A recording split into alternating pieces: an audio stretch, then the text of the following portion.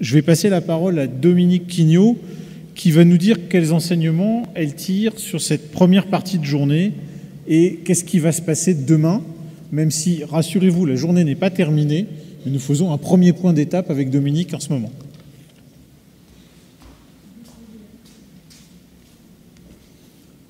Merci. Merci aux intervenants, et je suis confuse de prendre un peu de temps sur le temps des questions. Donc c'est juste une espèce de petit retour sur ce que moi j'ai retenu de cette journée. Je suis sûre que chacun d'entre vous en ferait une lecture sans doute un peu différente. Hein. Donc voilà, c'est éparpillé, c'est très impressionniste, mais voilà, ça permet de rassembler un peu nos souvenirs de cette journée.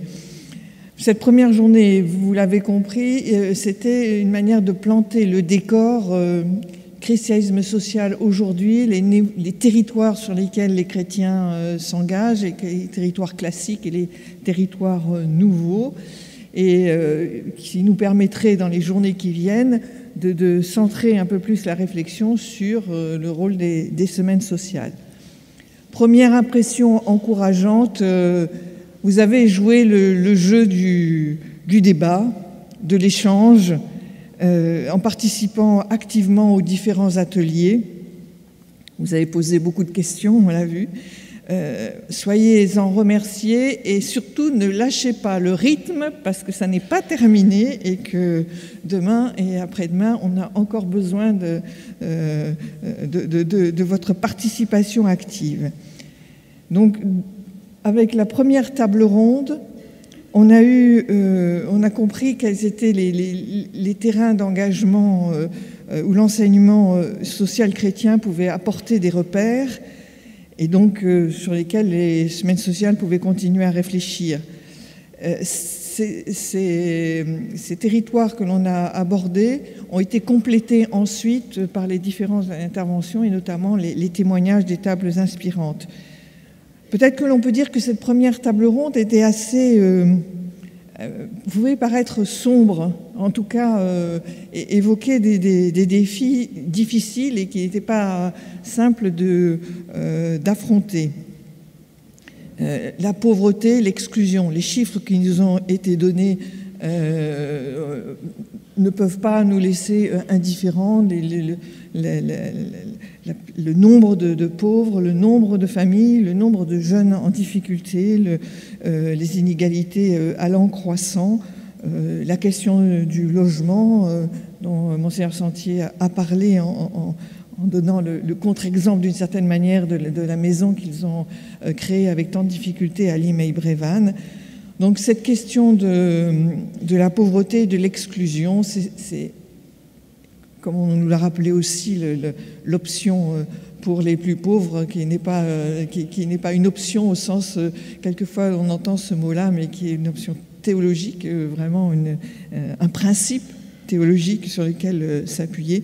Donc ça reste un territoire sur lequel les chrétiens et du coup les semaines sociales doivent travailler et investiguer. Le deuxième sujet, c'était le travail. C'est réapparu ce matin comme étant un sujet toujours en construction et à travailler sur deux angles, celui du chômage, de l'absence de travail, et puis aussi sur ce qu'est le travail aujourd'hui, l'attention, enfin, les rapports que les gens peuvent avoir avec leur travail, un rapport qui peut être positif, mais aussi l'individualisation du travail, et puis aussi le risque que s'éteigne un certain nombre d'emplois du fait de la numérisation, etc. Donc beaucoup de questions, pas de réponse très, très évidente sur ce que sera l'avenir du travail. A été abordée la question du rapport entre travail et activité, comme étant peut-être une réponse à ces questions que l'on se posait. Un constat aussi qui est venu de la première table ronde, c'est un recul des valeurs de solidarité. Il nous a été dit que l'action sociale perdait de sa légitimité, d'une certaine façon, et qu'il y avait un risque de voir stigmatiser les personnes en difficulté comme s'ils étaient responsables de leurs difficultés, les chômeurs de leur chômage, les pauvres de leur pauvreté, etc. Et les sans-abri de leur absence de logement. Voilà, donc ces trois thèmes qui sont vraiment des thèmes qui sont fondateurs dans l'histoire de l'enseignement social chrétien, mais qui le sont aussi pour les semaines sociales. On a vu qu'il y a des éléments nouveaux, mais ça, Laudato Si est passé par là. Donc, il y a l'écologie qui a été mentionnée à de nombreuses reprises, et notamment par les plus jeunes générations de ceux qui sont intervenus dans les tables rondes. La famille, qui est apparue aussi comme un thème qui pouvait être un sujet d'exploration. Mais Monseigneur Sentier, là encore, nous a rappelé que la famille, c'était aussi les conditions dans lesquelles vivent les familles, les conditions de logement, les conditions de pauvreté, les conditions d'éducation, etc. La grande question des migrants, qui est apparue aussi à plusieurs reprises, et là on a parlé à travers le pasteur protestant de la CIMAD, etc. Les relations, un nouveau territoire aussi interculturelles et interreligieuses, alors particulièrement présente dans ce diocèse, mais on a vu aussi au travers de certains témoignages des tables inspirantes que c'était souvent, notamment aussi pour les plus jeunes, un lieu d'investissement et d'engagement. On nous a parlé de la justice aussi, comme un territoire sur lequel il fallait travailler, et la solitude, qui est apparue aussi, citée l'une ou l'autre fois. Et puis le politique avec la question, l'ambiguïté que j'ai aperçue dans le dernier débat, mais je suis arrivée en cours de débat, donc voilà. Alors, ce qui a frappé, c'est que dans un premier temps, on a commencé par dire que les jeunes générations étaient absentes des institutions un peu classiques que sont les partis politiques et les syndicats et les associations comme la nôtre. Donc avec une certaine inquiétude sur la transmission de ces valeurs, ces repères de l'enseignement social chrétien. Et puis, il se trouve que, c'est pas un hasard, c'était un choix de notre organisation de ces journées, que beaucoup des témoins des tables inspirantes étaient des jeunes très engagés d'une manière assez radicale. Voilà. Et donc, est sorti de cela... Marianne a parlé d'espérance. À l'issue de ces temps, on a retrouvé une sorte de souffle, quoi. Tout ce qui était lourd, mais qui était la réalité, la lucidité sur la situation de notre monde. On voyait que des gens pouvaient agir et avaient choisi d'agir. Et donc, c'est une bouffée d'air pur qui n'a rien à voir avec la température de cette salle. Voilà, on a compris que les choses sont possibles. Puis il y a des tas de mots qui ont traversé ces témoignages et qui sont des mots, voilà, c'est pas plan-plan, quoi. Le christianisme social ou l'engagement des chrétiens dans la société. On a parlé de prise de risque pour les jeunes, on a parlé d'audace, on a parlé de radicalité. On a parlé aussi de quelqu'un de conversion, c'est-à-dire des gens qui font un travail sur eux-mêmes pour aller d'un endroit à un autre dans leur vie. On a parlé de confiance, qu'il fallait laisser aussi à ces jeunes, notamment quand ils lançaient des idées un peu nouvelles. La liberté. Notre monsieur Loyal nous a dit rapporter une parole sur « les gens sont incroyables ». Donc voilà, c'est quand même quelque chose alors peut-être qu'il ne transparaît pas assez dans ce que nous disons nous-mêmes, chrétiens, sur nous-mêmes, c'est qu'il y a, comment dire, c'est pas de la mollesse, quoi, c'est de l'engagement fort. Alors, quelle conclusion de cela à ce stade-là pour les semaines sociales de France, puisque au bout du compte, c'est quand même le but. Un des buts de ces rencontres. D'abord, moi, ce qui m'a frappé, c'est ce qui nous a frappé, parce qu'on a travaillé un peu à plusieurs, c'est la cohérence des intervenants, finalement. C'est-à-dire, chacun n'est pas au même lieu, ni dans la même, avec la même autorité ou la même responsabilité. Mais en fait, on peut construire à partir de tout ce qu'on a entendu, finalement, un socle commun. Et puis, il y a des questions qui nous sont posées. Monsieur Sentier dit, bon, l'enseignement social, source et ressource de l'engagement, mais on ne le fait pas savoir assez, on ne le sait pas assez. Et du coup, il nous renvoie à la question, est-ce que ce n'est pas le travail des semaines sociales? Pas seul, mais en tout cas, voilà, c'est une question qui nous est renvoyée.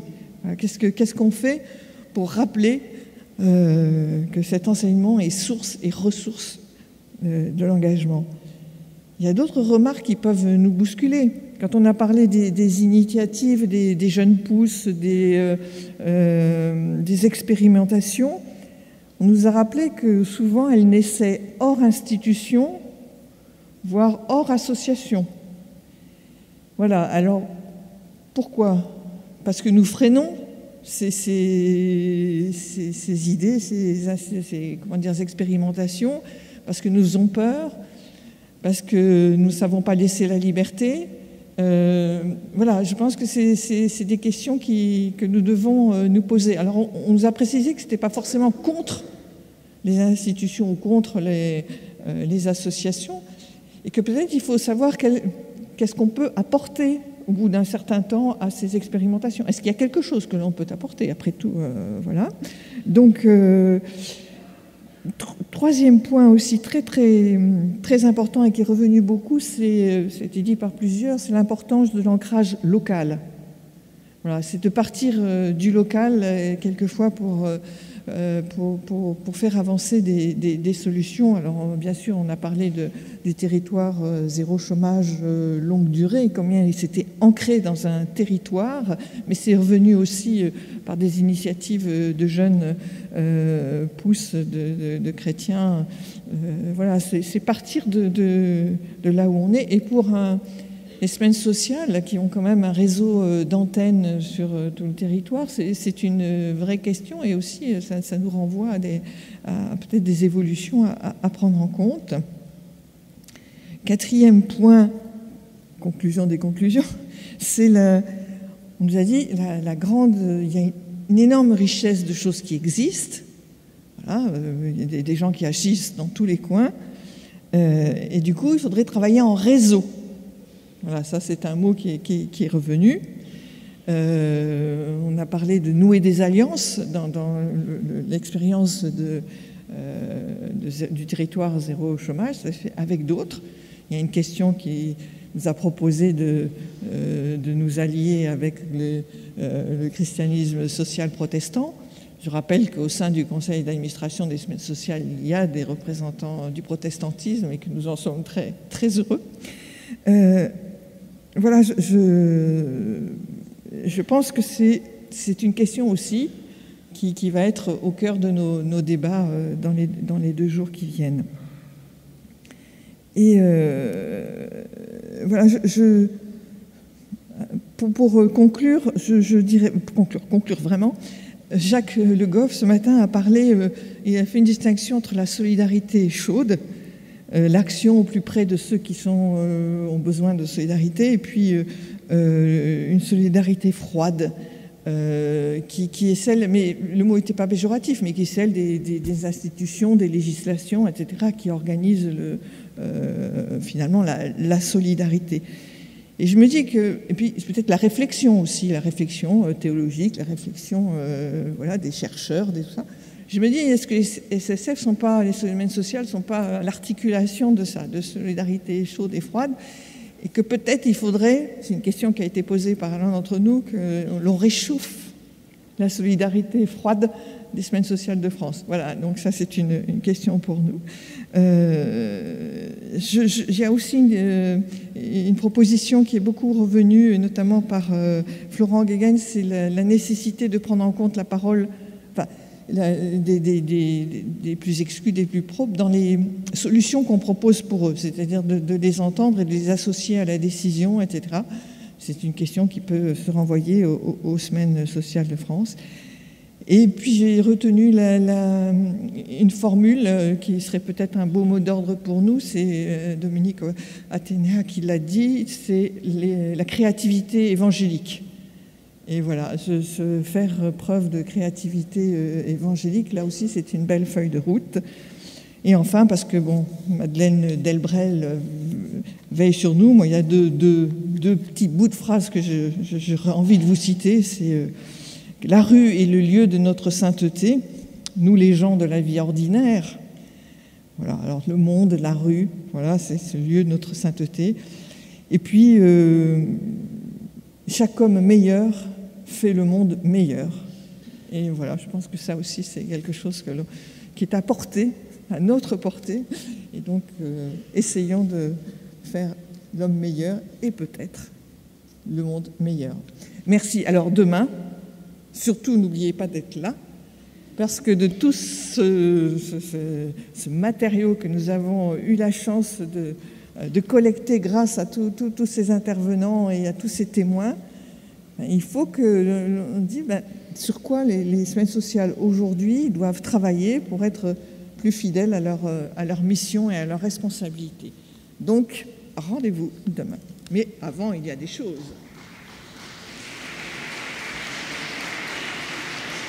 Je passe tout de suite la parole à Estelle, qui va vous passer la parole, puisque c'est une co-construction, cette session, avec vous également, de ce que vous avez retenu, à Estelle et Sylvie.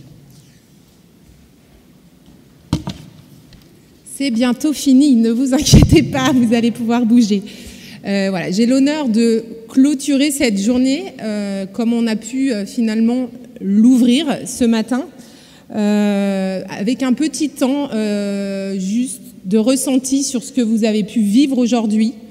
Voilà, Dominique nous a livré des pistes de réflexion sur comment pourraient être les SSF de demain.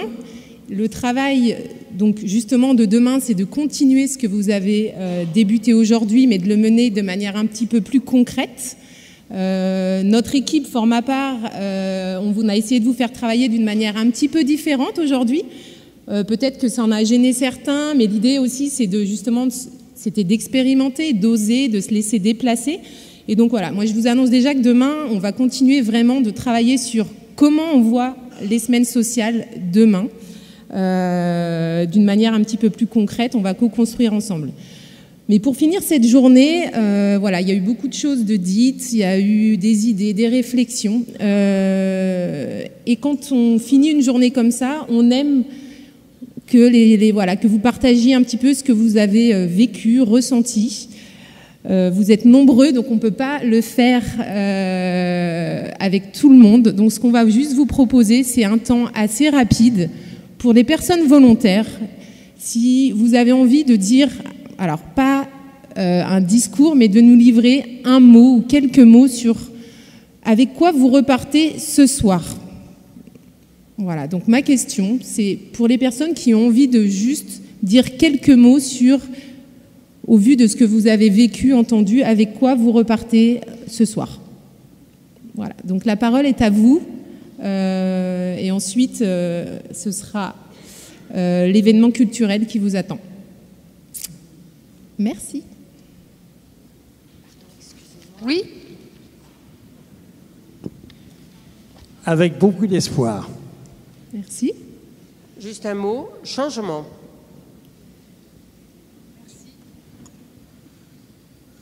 Foisonnement qui a pu friser le foutoir constructif. Et ça va continuer demain. De l'admiration pour les deux intervenants que nous avons eus ce matin et ce soir. Voilà, des créateurs et des militants. Très bien. Merci. Derrière, Je vois pas. Florence, là-bas. Excusez-moi. Merci, madame. La reconnaissance pour les jeunes qui sont venus témoigner de leurs engagements. Optimisme et volonté accrue de bien faire et pacification de la paix. Amen. Merci.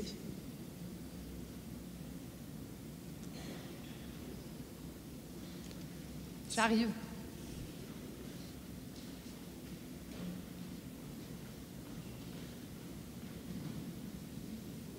Et je retiens la richesse et la nécessité du dialogue entre les générations.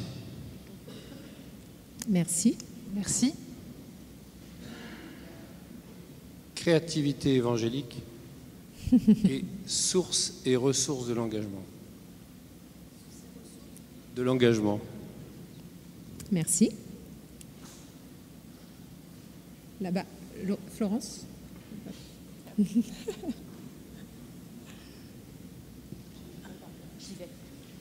La transmission, transversalité, alliance.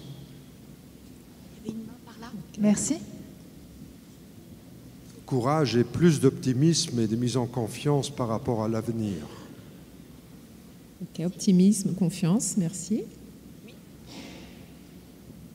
L'implication de chacun d'entre nous. Oui, j'arrive. Merci. La joie de partager les engagements. La ténacité. Merci. Oser. On va prendre encore juste quelques mots et puis... Oui, j'ai retenu le fait qu'il y a des choses qui sont à faire, la situation n'est pas bloquée et il ne faut pas rester passif. Ouais. Passer à l'action.